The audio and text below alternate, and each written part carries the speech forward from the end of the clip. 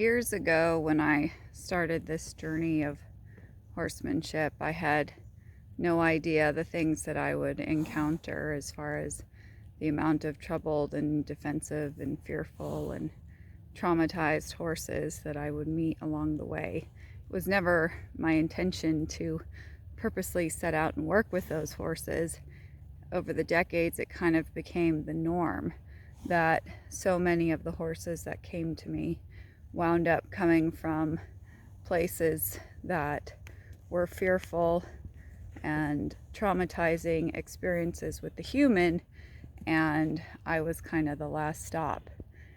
And something I think sometimes people forget, even though this is my job and profession, at least for me, is with every single horse that comes in, whether it's for colt starting or training or rehabilitation, mentally, emotionally, physically, whatever the scenario is, in the process of helping that horse, we are creating a relationship. We are creating a partnership. And I don't think owners always realize how much it takes when you have a traumatized animal to open that door from their fear, from their fleeing, from their aggressive behavior, from their avoidant behavior, to the moment that they start to first be able to consider the human and acknowledge them, and then the moment that they start to try and they start to search for what is being asked during the interaction, but without the fear, without the defensiveness, and in a willing manner that's reasonable. And these are massive moments, mentally and emotionally, for the horse and for me on the other end. But often physically they don't look like much. And I am constantly reminded in our society how often the big moments to me are disregarded as far as in terms of value, in the sense of what did you accomplish, what did you do in terms of a physical task.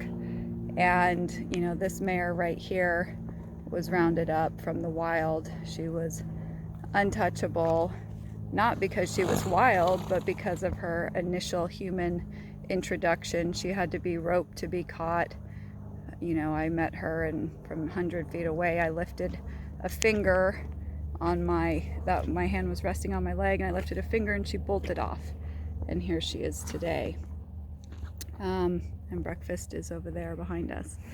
But it's something that I do honestly struggle with, because we reawaken these horses and we teach them to trust us and we teach them to try, and then we have to hope that we've given them enough skills to survive the human world again. And you always wonder, what sort of mainstream interactions and judgment and critique of the horse they're going to encounter, that they're going to have to endure, hoping that you've given them enough skills to be able to survive it, basically.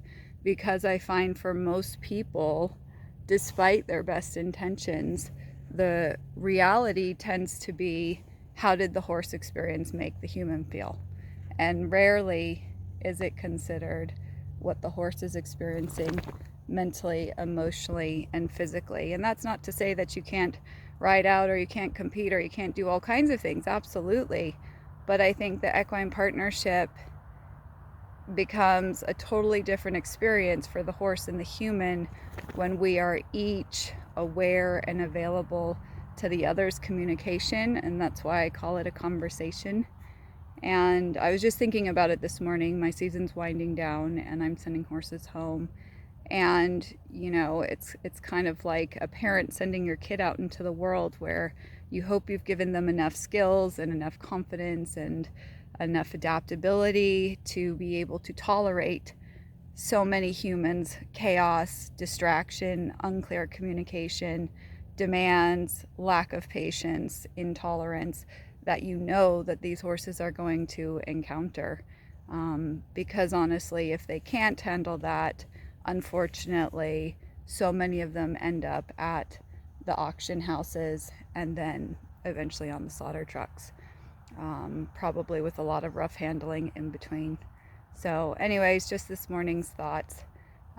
Because sometimes I think people think this is my profession, that there's no, they know there's a care, but I don't think people really realize that every single horse that comes in matters. Every single horse is an investment of time and effort and energy, not as a reflection of my abilities, but as far as, did I do the best I could to help that horse according to my abilities, to give that horse a mentally, emotionally, and physically safe place and experience of learning. So, see you next time.